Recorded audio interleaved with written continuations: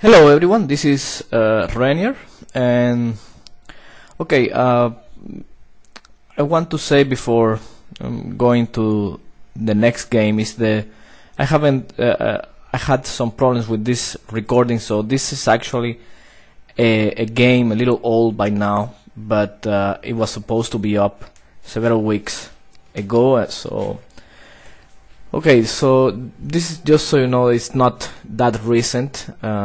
It's a game by Anton Korobov against A-Smirin. It's a King's Indian bayonet variation. Okay, so let's see what happened in this game. White plays d4, knight f6, c4, g6, knight c3, bishop g7, knight f3, castle, bishop e2, e5. Now castles, knight c6 and d5. Well, knight e7, I think we don't see very often anymore the bayonet attack. I'm not sure why. As a King's Indian player, I think it's one of the best systems for white. Obviously involves some risk because black is going to attack the king side, but anyway, it's very ambitious, and white, I think, in probably all lines keeps a small advantage, which means nothing for a King's Indian player because black actually plays for dynamic and active play. So okay, in this position Smirin plays a5, which is the variation that he often employs.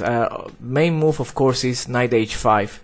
Nakamura has tried knight e8 or knight d7 and just ignore white's attack with c5, just go f5, knight f6 and f4. But Smirin often has tried a5, and now main move is bishop a3, although b takes on a5 is possible. And now, okay, black can take, or black can play knight d7, or black can play this move played in the game b6, which is kind of interesting. I remember, I think I saw a video on this variation by Curtains playing with white. I think, don't remember very well, but I think it was this position. Okay, this is a line that theory considers better for white after b takes on a5, move played in this game, and now knight h5. Of course, it doesn't make much sense now to play rook takes on a5 because white is going to continue with bishop b4 followed by a4.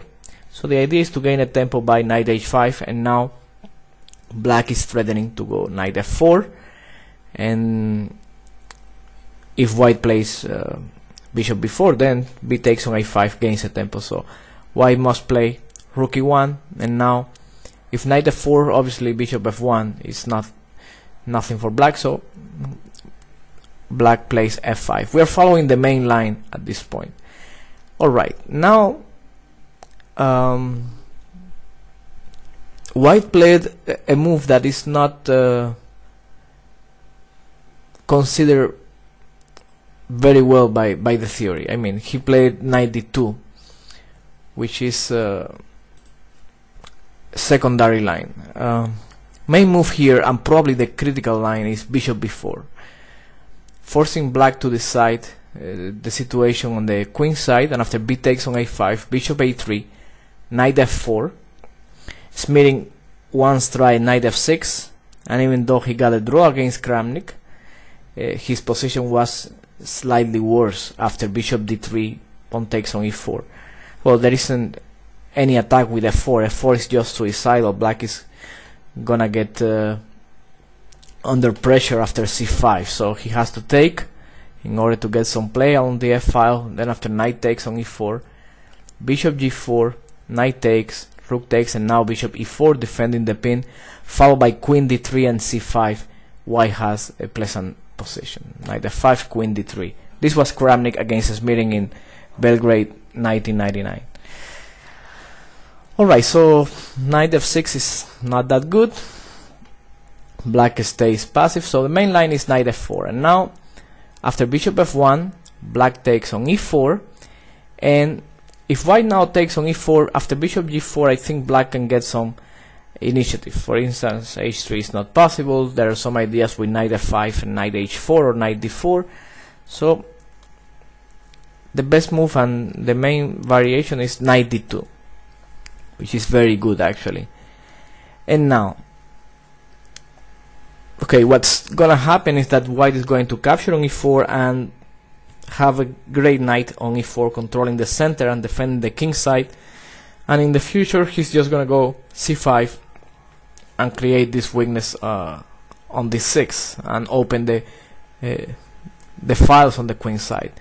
So black can now choose between knight f5, but after knight takes on e4, and now knight d4, looks like black is going to have some play with the strong knights on f4 and d4, but white has a very unpleasant move here, that is knight b5. Okay, this move is very unpleasant because it challenges the knight on d4, and also if black takes on b5, then the open file, the open c file will be useful for white to put pressure on c7. So this is not a great idea for black. I think white stands slightly better here.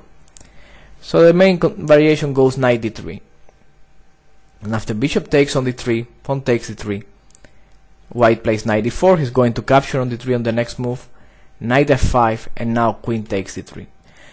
Theory evaluates this position as slightly better for white, and I think this assessment is correct. I have looked at this position several times to play with black, and I find it uncomfortable. It would be nice to have some new ideas in this position. People has tried a6, bishop a6, bishop h6 too.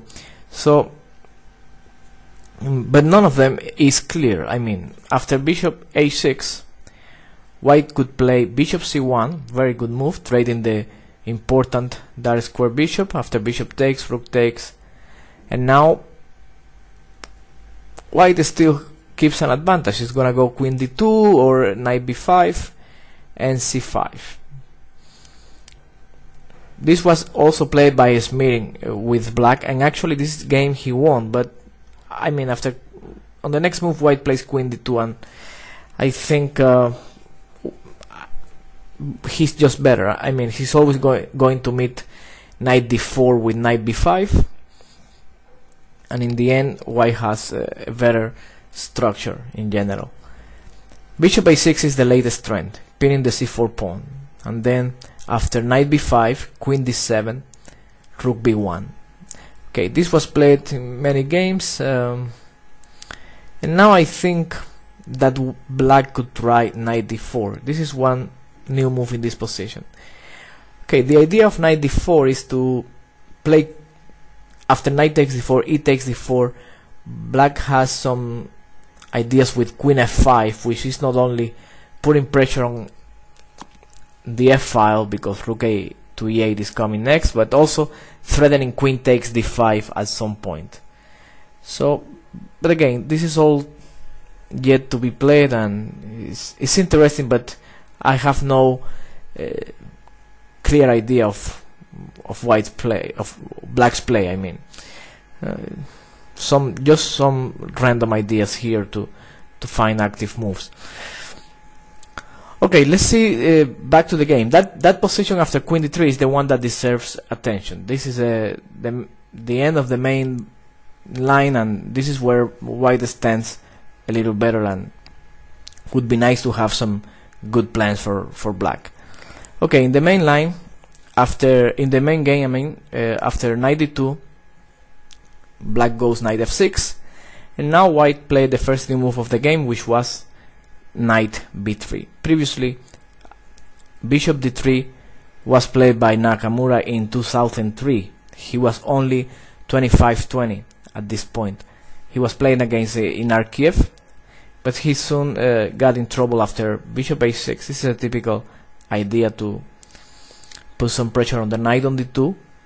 Then after knight b3, king h8, white still cannot take on b6 because of the bishop on a3 is hanging, and also after f3, b takes on a5, For some reason Nakamura didn't play c5, which probably maybe he was afraid of a4.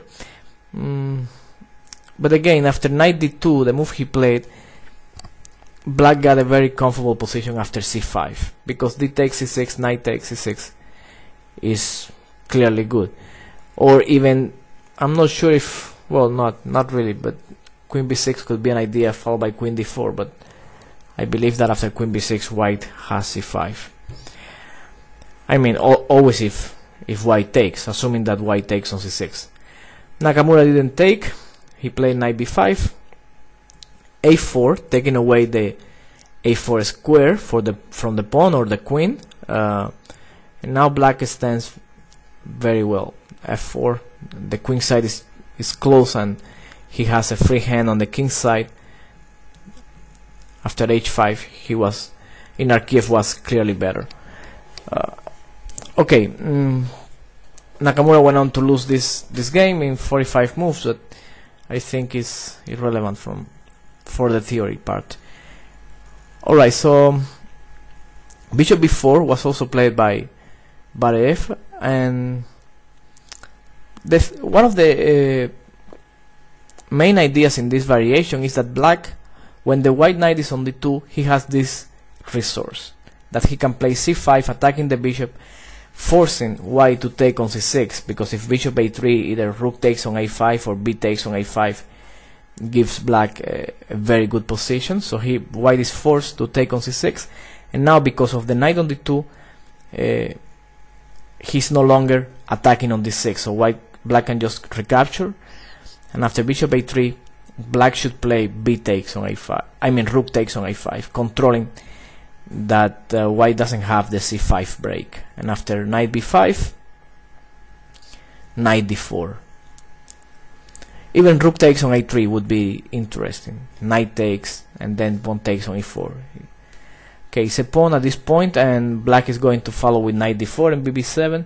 So white should take on e4, and after knight takes, check, rook f7, queen takes on e4, bishop b7. Believe it or not, there is some compensation, and I believe it's something for black. Maybe not, it's not very clear, he's not doing much, but knight d4 is coming, and then let's see what could happen in this position. It's interesting, that's it. But also knight d4 immediately is playable.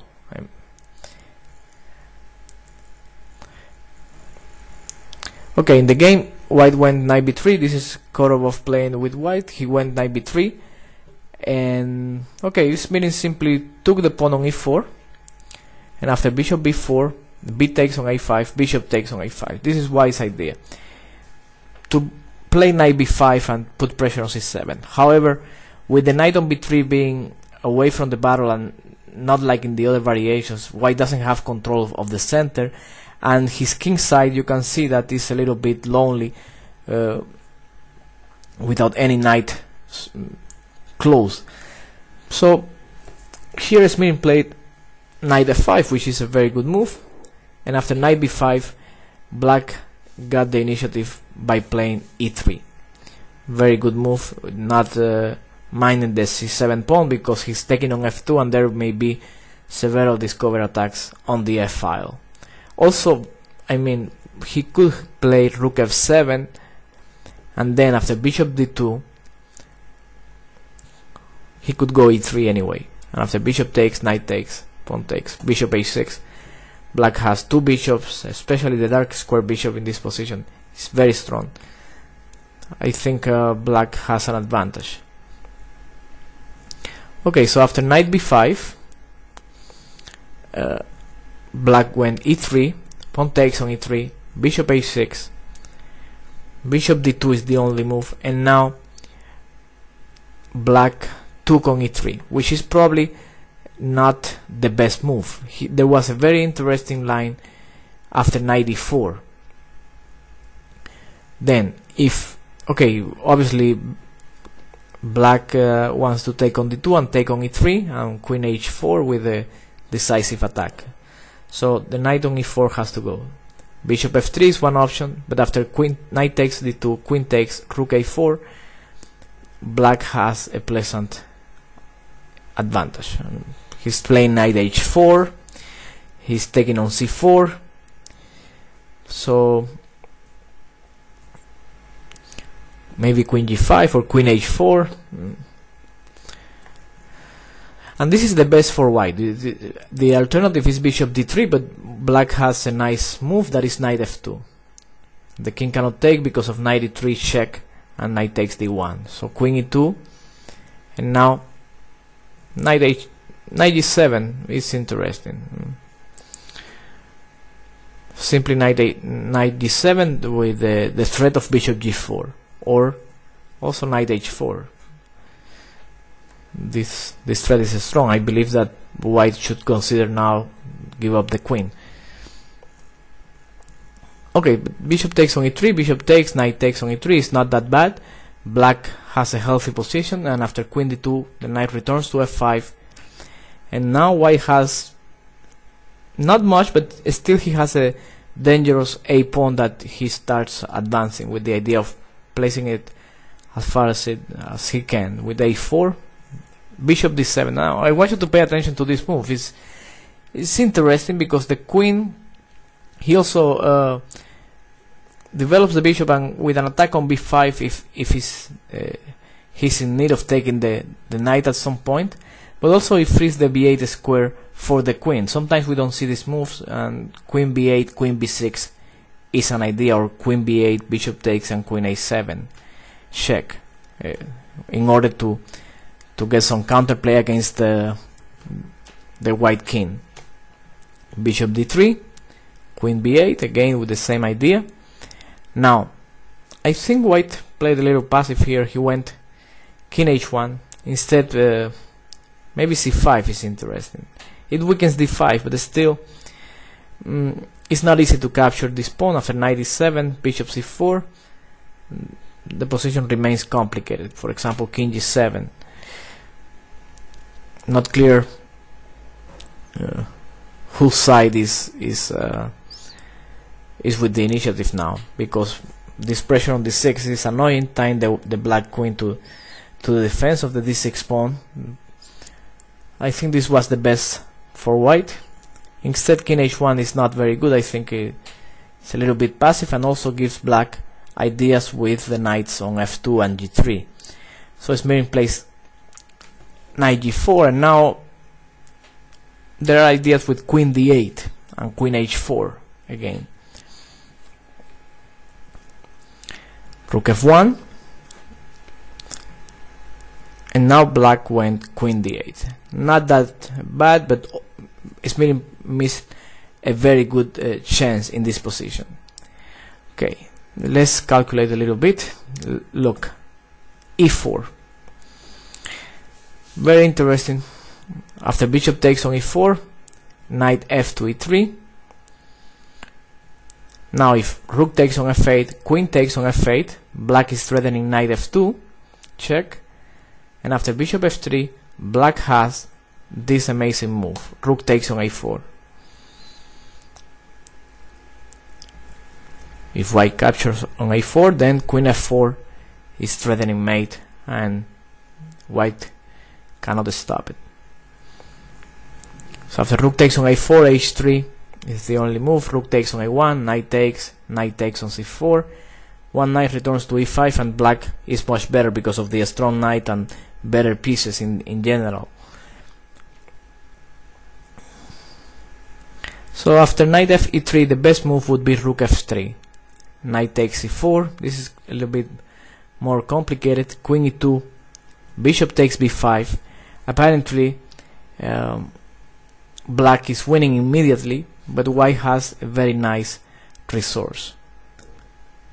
Okay, he cannot take. First of all, let me clarify, because he cannot take on b5. Rook takes on a1, check, knight takes, and queen a7 with threats of queen a1 or knight f2. It doesn't matter if white takes on f2 on f8, king takes, and still white cannot take on g4, and there are many checks either, so the threats remain. But he has rook f1, which is very strong.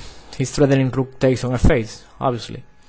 So black has to take on f3, bishop takes, and now black must be careful to allow any checks on e6, which could be dangerous. So knight e3, pawn takes b5, queen takes, knight d4, queen b6, knight c2. Another nice move. If knight takes on c2, then queen e6, queen f6. White at least has a draw. Rook a2, and now bishop g4, again with the same idea. He wants to play queen f3, so taking the knight is dangerous, but black has queen b2, taking control over the diagonal, the important diagonal, so he can control squares like f6. Queen e1, king h8, and black looks like these complicated positions he should be winning. Now with the threat on the rook on f1 and also the diagonal control is very complicated. You may want to see it again, but I think the analysis is easy to understand. Alright, so e4 was one move. Another interesting move was knight f e3 immediately, and after rook takes on rook f3. Okay, rook takes on f8 is not that good, because after queen takes, black still is threatening knight f2 and queen h6. So rook f3, e4 anyway. This is also interesting, and perhaps it was a more human variation, because after bishop takes, knight takes e4, black stands better. The knight is going to e5, the pawn on a4 is weak, the knight on b5 also is exposed. So I think this was a good way to play. Okay, in the game, queen d8 was the worst of the alternatives that we saw. Bishop takes on f5, g takes on f5. Also possible bishop takes. Keep the piece play. Position should be about even now. Both sides could win. G takes on f5, h3, weakening the square g3, but black was threatening queen h4, so white decides to get rid of this knight. Knight f6, queen g5 check, king h8, and now queen h4. Okay, there are many other moves. He could try knight d2 to control e4, but after f4 we get back to the game. Black is gonna go rook g8, and the queen has to go to h4. So Korobov played queen h4, f4 anyway, controlling g3. There are some ideas now to put some pressure on the g file and then move the knight to that square g3.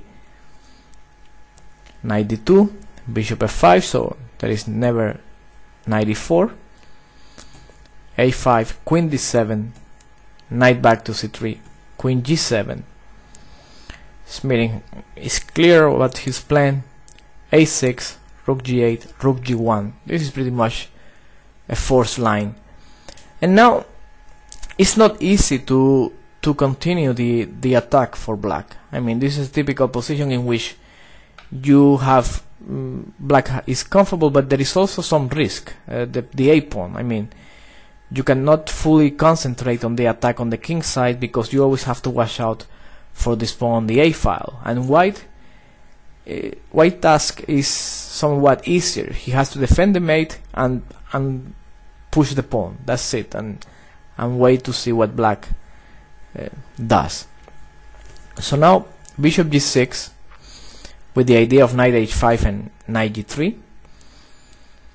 But again, when the knight goes to h5, that means that one knight is gonna go to e4. For some reason, Korobov played in this position king h2. I don't really understand. I think a7 looks more natural. You have to push the pawn and have it there, so it's always some factor of distraction. Then after knight f5, knight e4, bishop takes, knight takes, queen g6. Perhaps white missed this move, queen g4, which is very good.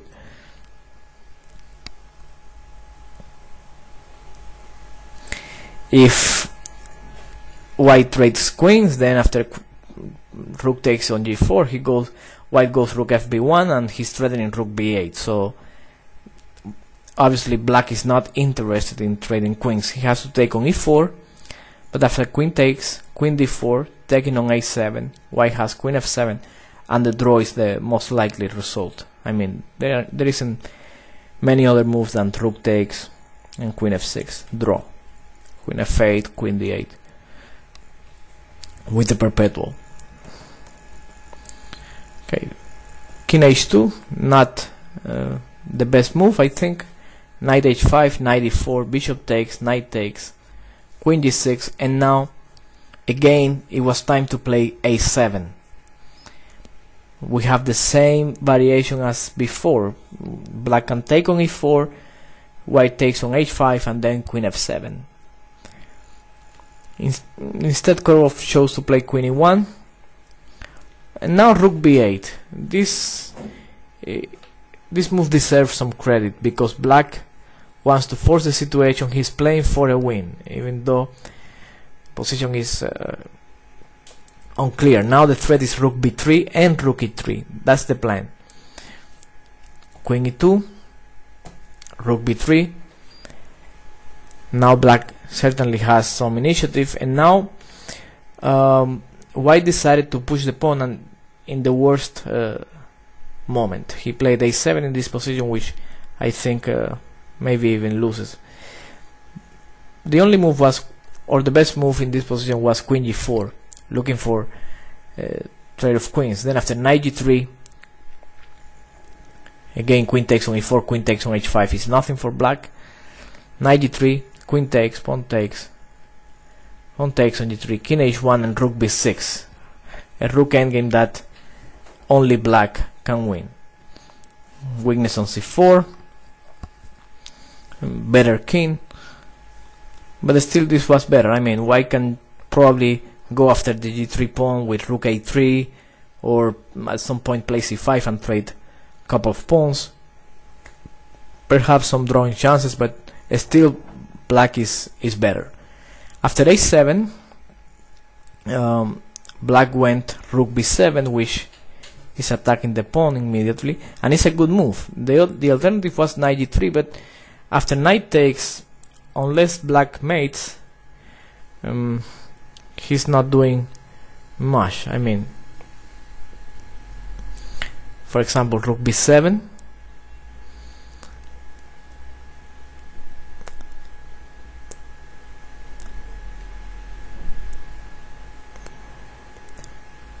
queen h5, and after rook takes, the same thing.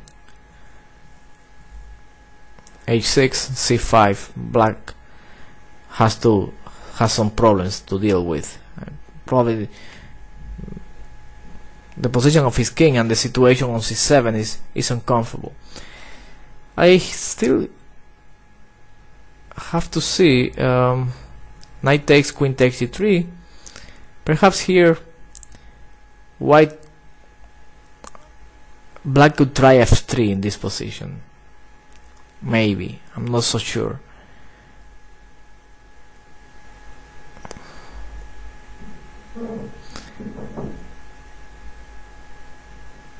Maybe f3 here.